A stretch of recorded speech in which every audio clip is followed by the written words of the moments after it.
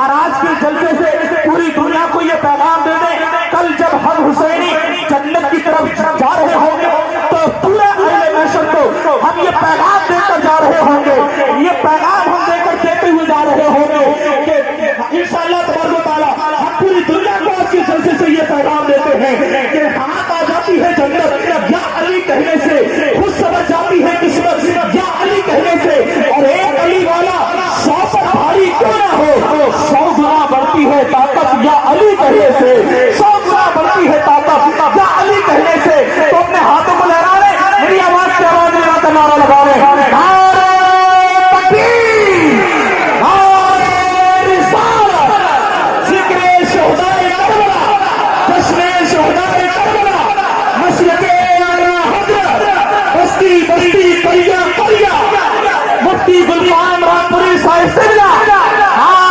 تکبیر۔ بس نصرت کے ساتھ کے باغ جنت میں مسلمان مسکراتے جائیں گے، پھول رحمتیں جھڑیں گے، ہم اٹھاتے جائیں گے، اور خلد میں ہوگا ہمارا داخلہ اس شان سے یا رسول اللہ کا نعرہ لگاتے جائیں۔ سادہ کرتا دیکھ رہے ہوں گے، اور میرے بھائی جبہ و دستار میں کچھ نہیں ہوتا ہے، یہ وہ شخصیت ہے ان کے یہاں ریاکاری کا ایک چھوٹا سا بھی اسٹیکر آپ نہیں دکھا سکتے۔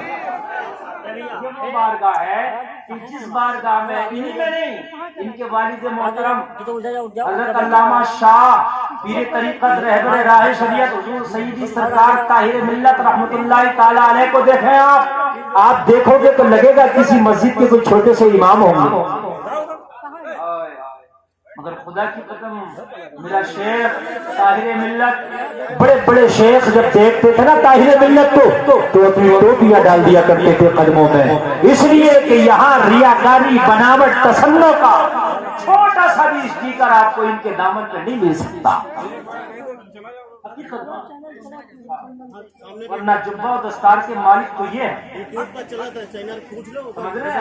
یہ ہے مالک، ہم سب تو ان کی جوتیوں کے سبزے میں سب پہنتے ہیں کرتے ہیں، سمجھ رہے ہیں؟ بہت بڑی شخصیت آج آپ کے دیار محبت میں کمیٹی والوں کو مبارکباد پیش کروں گا حضور سہیل ملت کی آمد پر، کہ کمیٹی والوں نے حضرت کا قیمتی وقت لیا اور حضرت کو مدعو کیا، اور حضرت آپ کے دیار محبت میں تشریف لائے، میں اس کے لیے خود اپنی جانب سے حضرت کو مبارکباد پیش کرتا ہوں۔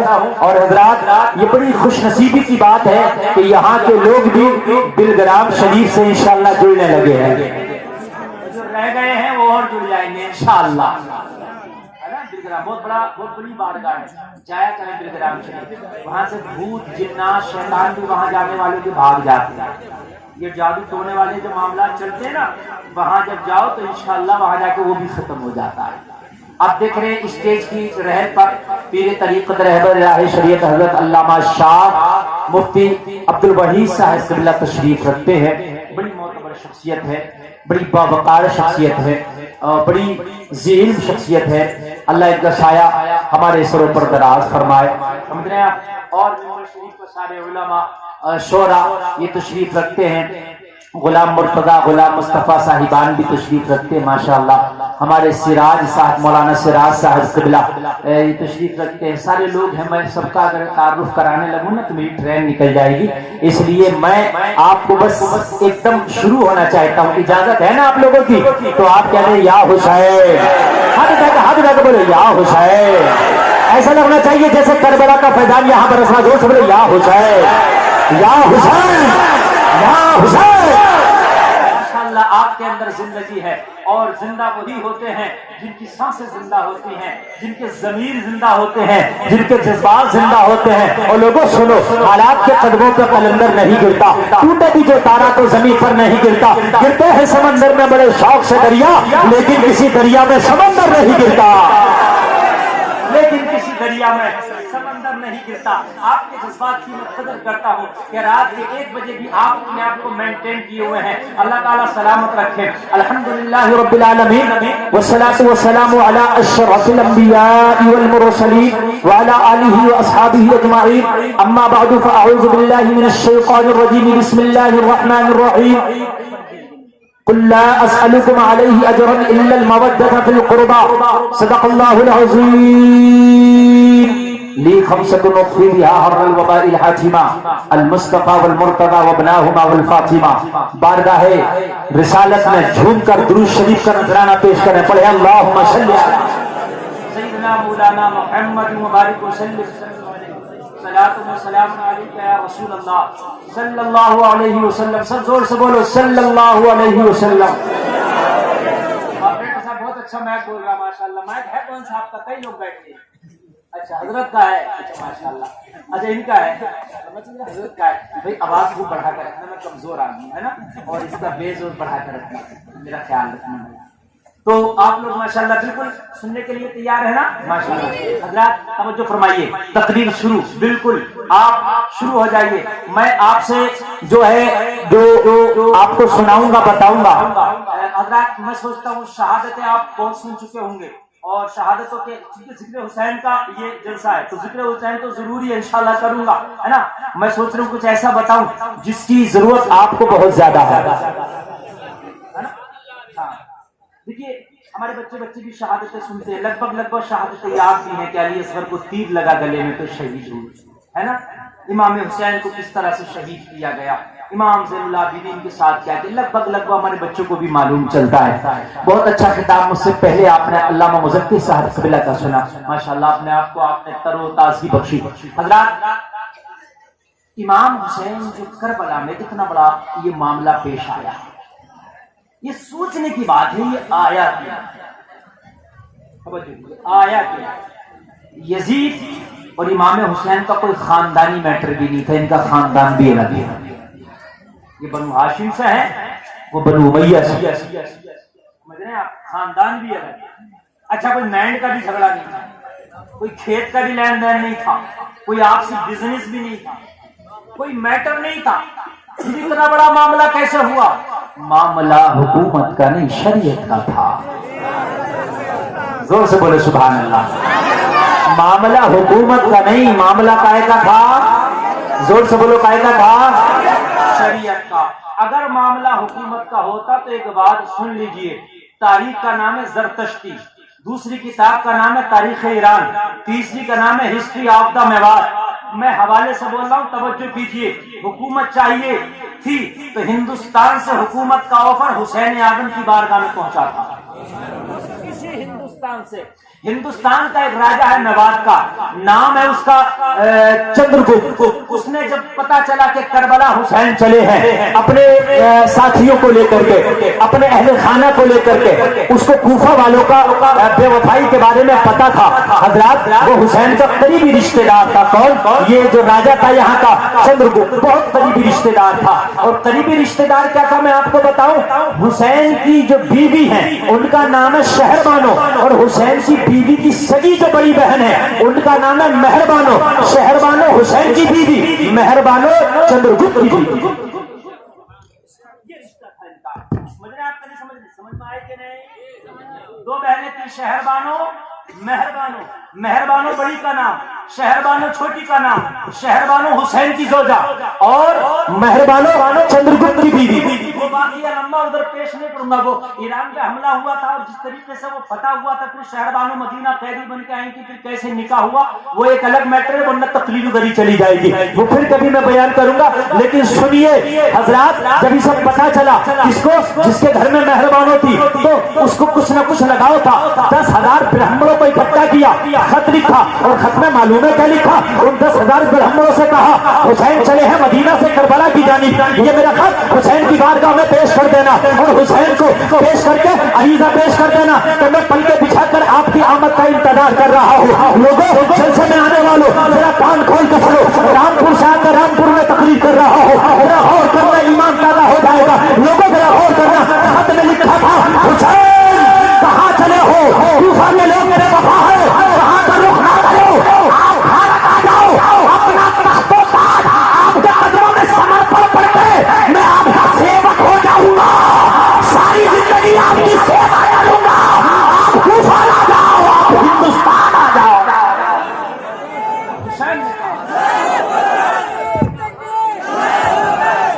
ہلو نعرے تکبیر، نعرے رسالت، نعرے غوث، مسلک اعلی حضرت، ذکر شہدائے کربلا، حضور سہیل ملت صاحب قبلہ، نعرے تکبیر۔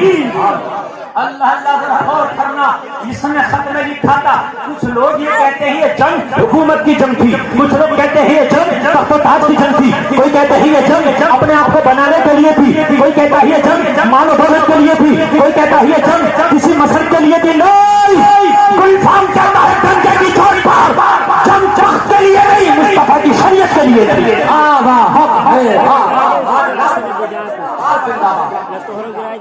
صرف مصطفیٰ کی شریعت کے لیے، ورنہ اس وقت کا بھارت آج کے بھارت سے زیادہ امیر تھا۔ یہ بھی سن لیجیے، اکنامی حالات بھارت کے جو آج ہیں آج سے کئی گنا بہتر تھے جب حسین کربلا جا رہے تھے۔ تقریباً 1300-1400 سال پہلی بات میں آپ کو بتا رہا ہوں، اکنامی حالات ابھی بھارت کے اتنے اچھے نہیں ہیں جتنے اچھے آج سے 1300 سال۔ سمجھ رہے ہیں آپ؟ توجہ کیجیے ایمان کا تو آواز نہیں، میں جو آپ کو دیکھ کر جا رہا ہوں، اگر آپ گرامی شور مچائیں گے تو آپ کو کچھ سمجھ میں نہیں آئے گا۔ میں گھنٹہ سوا گھنٹہ تقریر کر کے چلا جاؤں گا۔ میں چاہتا ہوں یہاں آیا ہوں، یہ 1 رات کا مدرسہ لگا ہے، اس مدرسے میں بیٹھو، کچھ تاریخ کو سنو، سننے کے بعد یاد کرو، اگر پتا چلے کہ تم دنیا میں ممبئی اور بالی ووڈ کو آئیڈیل بنانے نہیں آئے، تم دنیا میں آئے ہو نواز رسول کو اپنا آئیڈیل بنانے آئے ہو۔ زندہ باد، زندہ باد۔ تمہاری بیویاں، تمہاری بہنیں، تمہاری مائیں کسی ہیروئن کو اپنا آئیڈیل بنانے نہیں آئی، بلکہ مدینے کی فاطمہ الزہرا کو آئیڈیل بنانے آئی۔ ہمارا آئیڈیل مدینے کی فاطمہ الزہرا ہو۔ نوجوانوں، تمہارا آئیڈیل کربلا کا حسین ہو۔ نوجوانوں، جس دن تمہارا آئیڈیل کربلا کا حسین ہو گیا، خدا کی قسم کھا کے کہتا ہوں تخت و تاج تمہارے قدموں میں آ جائے۔ تخت و تاج تمہارے قدموں میں آ جائے۔ 10,000 درہم کو 10,000 درہم کو لے کے بھیجا تھا کہ حسین یہاں جاؤ، کربلا نہ جاؤ، لوگ بے وفا ہیں۔ کوفہ والوں نے تو آپ کے والد محترم مولا کائنات حیدر کرار فتح خیبر علی مرتضی مشکل کشا کو بھی شہید کیا۔ حسین کے والد محترم حضرت علی کوفہ کی جامع مسجد کے امام تھے۔ امام بنا کے ظالموں نے شہید کیا۔ پھر مولا حسین کی باری آئی تو مولا حسین کو بلایا تو اس کو پتا تھا، اس نے منع کیا، لیکن حسین نے تو وہاں معاملہ کوئی دولت کا تھا نہیں، صرف شریعت کا تھا۔ اچھا ایک بات بتاؤں، میں باتیں بہت اہم ہیں جو آپ میں سننا چاہتے ہیں وہ غور سے سننا۔ ان کیمرے والوں کو جگہ دو، نہیں تو بٹھا دو، بالکل ڈسٹرب نہیں۔ ایک بات سنیے، حسین کربلا کہاں سے پہنچے؟ پورا سفر اگر شروع سے لگایا جائے وہ مدینہ سے ہے نا، وہ مکہ ہوتے ہوئے لیکن گئے مدینہ سے۔ کہاں سے گئے؟ زور سے بولو یار۔ میں مانتا ہوں اور آپ بھی مانتے ہیں دنیا کا سب سے خوبصورت شہر مدینہ۔ مانتے ہو کہ نہیں مانتے ہو؟ مانتے ہو، آپ بھی مانتے ہو ہے نا۔ اور مدینہ بے شک عاشقوں کی جنت ہے۔ خود تو ہے کہ نہیں ہے مدینہ عاشقوں کی جنت؟ لوگوں تم میں سے کبھی کسی کو حج کا موقع ملا ہو، اور اللہ کرے ملے، کبھی عمرہ شریف جاؤ، مدینہ شریف جاؤ، اللہ کرے موقع ملے، میں دعا کرتا ہوں سید صاحب کے قدم ناز کو چومتا ہوا، ان کے قدموں کے صدقے میں ہم سب کو موقع ملے جانے کا، اللہ کرے ملے۔ آپ نے دیکھا ہوگا کہ جب حاجی یا مدینے کا مسافر جب مدینے سے واپس ہوتا ہے تو اس کی چیخ نکل جاتی ہے۔ سنا ہوگا آپ نے، نہیں سنا ہو تو کبھی مدینہ جانا ہو تو دیکھنا، جب مدینے سے واپس ہوگے نا تو خدا کی قسم تیرا دل تیرے قابو میں نہیں ہوتا۔ اگر چیخ بھی نہیں نکلتی نا تو آنسو ضرور نکلتا، اور اگر آنسو بھی نہ نکلے نا تو پھر ایمان کا جائزہ لینا۔ اگر مدینے سے واپس ہوتے نا تیرے تکلیف نہ ہو، تجھے تکلیف نہ ہو، اللہ اللہ، میں نے پڑھا یار ایک واقعہ، میری تو آنکھ میں آنسو آ گئے۔ تم تو انسان، آپ تو انسان ہو۔ ایک بلی مدینہ شریف کی ہے، بلی آپ جانتے ہیں نا، مدینہ شریف کی بلی، اللہ اکبر، بڑی خوبصورت بلی۔ ایک मुल्क पाकिस्तान आपका पड़ोसी मुल्क है, वहां से एक शख्स गया मदीना शरीफ, और जब वो गया ना मदीने में, उसकी नजर उस बिल्ली पर पड़ गई। देखा बड़ी खूबसूरत बिल्ली है। कुछ लोगों का शौक होता है बिल्ली पालने का, कबूतर पालने का, है ना, कुछ शौक होते हैं उनके, शौक था बिल्ली पालने का। अच्छी खूबसूरत बिल्ली देखी, सोचने लगा इसे जरूर अपने मुल्क लेके जाऊंगा। है इतना सोच कर रात को सोया था, कहता इतना सोच कर रात को सोया था कि ख्वाब में मदीने वाले का दीदार हो गया। मुस्तफा तशरीफ लाए, देखा मुस्तफा का चेहरा मुझसे फिरा हुआ है। अर्ज की या रसूल अल्लाह, क्या नाराज है, क्या खफा है? मुस्तफा ने फरमाया हाँ नाराज इसलिए है, तूने मेरे दरबार की बिल्ली को अपने मुल्क ले जाने का फैसला कर लिया है। सुन, वो जाना नहीं चाहती है, उसे मेरे दरबार से लेकर नहीं जाना, वो यही मेरे टुकड़ों पर बनना चाहती है और यहीं पर मरना चाहती है। यार जब जानवरों का यह हाल है तो इंसानों का हाल क्या होगा? अगर फिर भी मदीना जाना कोई ना चाहे तो समझ लेना वो इंसान की कैटेगरी से बाहर, वो दो पैर का जानवर है। समझ रहे हैं आप? अगर जिसके दिल में ये भी नहीं रहा मदीना तो समझ लें वो दो पैर का जानवर। अल्लाह अल्लाह, लोगों जब मदीने से वापस आते आंख में आंसू होता, आशिकों की चीखें निकलती है। जरा गौर करो, जब हुसैन ने मदीना छोड़ा होगा तो हुसैन के दिल पे क्या गुजरी होगी? सोचने की बात है कि नहीं? तेरा तो मदीने में कुछ भी नहीं, सिर्फ तू नबी का उम्मती, तेरा नबी मदीने में है। हुसैन का तो नाना मदीने में, हुसैन की तो माँ फातिमा तो ज़हरा मदीने में, हाय हाय, हुसैन का तो पूरा खानदान मदीने में है। मुझे बताओ, हुसैन का तो पूरा खानदान मदीने में है, हुसैन की दादी मदीना में है। मुझे बताओ, हुसैन का तो पैदाइश मदीने की, हुसैन का बचपना मदीने का, हुसैन की जवानी मदीने की। कितने दोस्त मदीने के रहे होंगे। लोगों, एक बच्चा जब यूनिवर्सिटी में पढ़ता है, किसी मदरसे में पढ़ता है, और जब वहां से कामयाब होकर निकलता है ना तो उसकी भी आंख में आंसू आ जाता है, इसलिए कि वो अपना मादर इल्म भी छोड़ रहा है, इसलिए कि वो अपना मदरसा छोड़ रहा है, वो अपने साथियों को छोड़ रहा है। वो जलसे में आने वाले, हुसैन ने तो मदीना में अपने साथियों को नहीं, अपने नाना को छोड़ा। अल्लाह, हुसैन ने तो माँ फातिमा को छोड़ा था, हुसैन ने तो मालूम है आपको भाई हुसैन को छोड़ा था, हुसैन ने तो लोगों अपने सारे खानदान को छोड़ा। आपको मालूम है कि जब रात आई और हुसैन करबला के लिए निकला है मदीना शरीफ से, बहुत जल्दी इस्तकबाल करें। नारे तकबीर, नारे रिसालत, नारे रिसालत, उलमाए अहले सुन्नत, उलमाए अहले सुन्नत। आप माशाल्लाह ये इस्तकबाल से ये सिलसिला हो रहा है और आप लोग देख रहे हैं, खुश नसीब हैं आप लोग, खुश नसीब हैं, देख रहे हैं माशाल्लाह, देख रहे हैं आप लोग कि सैयद साहब का बड़े वालाहाना अंदाज में इस्तकबाल हो रहा है। सुभान अल्लाह, माशाल्लाह। तो आपकी निगाहों का मरकज हजरत बने हुए हैं, सुभान अल्लाह, हजरत निगाहों का मरकज बने हैं। आप लोग ये उठा बैठे, आप लोग उठा बैठे बिल्कुल ना करें, आप बिल्कुल बैठे। अब इस्तकबाल हो गया तो मैं वाले अब बैठ जाएं, बिल्कुल बैठ जाएं, साइलेंट मोड में बैठ जाएं। आइए आइए, आप जल्दी आइए, आप भी आइए, माशाल्लाह आप भी आइए। ये आपकी मोहब्बतें हैं जो आपसे ये साथ के कदमों में निछावर कर रहे हैं। आले रसूल से मोहब्बत करना, नबी ने फरमाया कि जो मेरी औलाद से मोहब्बत करे, लोगों नबी ने ये डिमांड की है, तुमसे मांग की है कि अहले कराबत यानी मेरी अहले बैत, मेरे अहले खाना, मेरी आल से मोहब्बत कर लो।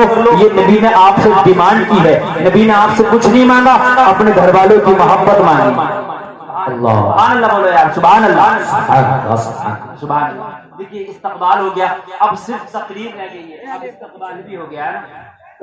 ये भाई मुसाफा बाद में होगा, मुसाफा बाद में होगा, समझ रहे? मुसाफा अगर सबका होने लगा तो जलसा जो है आपका मुसाफे में हो जाएगा, इसलिए बाद में काम खत्म हो जाएगा।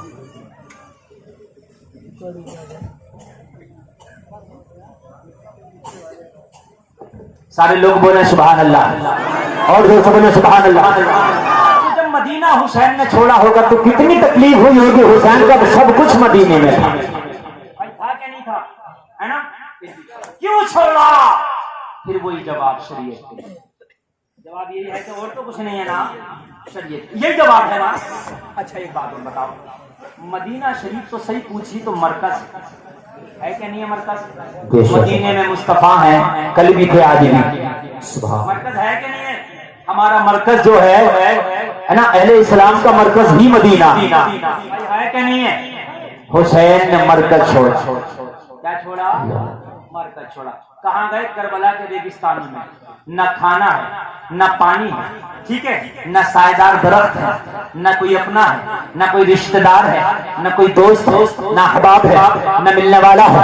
لوگوں کہاں پہنچے ہیں؟ نہ کوئی شہر ہے، لوگوں کہاں پہنچے ہیں؟ نہ کوئی بستی ہے، کربلا کا جنگل ہے۔ لوگوں مدینہ چھوڑا، دنیا کی سب سے قیمتی جگہ چھوڑی، کہاں پہنچ گئے؟ جہاں نہ پانا ہے نہ پانی ہے نہ کھانا ہے نہ آبادی ہے، کچھ نہیں، کیوں؟ جواب پھر یہی شریعت۔ ارے یہی ہے کہ نہیں ہے؟ میں نہیں جانا چاہتا، اہل ممبر کی خاص توجہ۔ کیا ہے مطلب؟ مقصد کیا ہے؟ زور سے بولو۔ آپ حسینی کہتے ہو نا، شریعت، گویا کہ جملہ یہ کہہ دوں کہ حسین نے شریعت کے لیے سب کچھ چھوڑ دیا، یہ ہوگا کہ نہیں ہوگا؟ ہے کہ نہیں؟ سب کچھ چھوڑ، اب یہ ہے کہ اپنی زندگی چھوڑ دی دنیا میں، ظاہری زندگی چھوڑی کہ نہیں چھوڑی، ہے نا؟ جواب کیا ہے؟ زور سے اب کہتے میں حسینی ہوں، اگر تو حسینی ہے تو جو کام حسین نے کیا وہ تو کیوں نہیں کرتا؟ جواب تو اپنے گھر میں بیٹھا ہے حسین مدینہ میں، تیری بستی میں کوئی حرام کام ہو رہا، شریعت کے خلاف ہو رہا، تیری آواز کیوں نہیں اٹھتی؟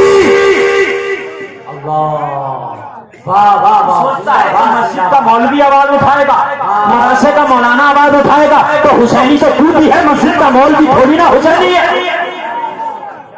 حسینی کی بات آئے گی تو سب سے آگے کہے گا میں حسینی، اگر بات آئے گی جنت کی تو کہے گا سب سے پہلا میں جنتی، اور اگر کوئی شریعت کے خلاف کام تیری بستی میں ہو رہا تو سوچتا مسجد کا امام مدرسے کا مولانا آواز اٹھائے گا نہیں، اگر حسینی ہے تو حسین نے مدینہ سے اٹھ کے آواز اٹھائی تھی شریعت کی، تو تجھے اپنے گھر سے آواز اٹھانا پڑے گی تاکہ زمانہ کہے یہ اپنے گھر سے جو آواز شریعت کے لیے اٹھا رہا ہے یہ سچا حسینی ہے۔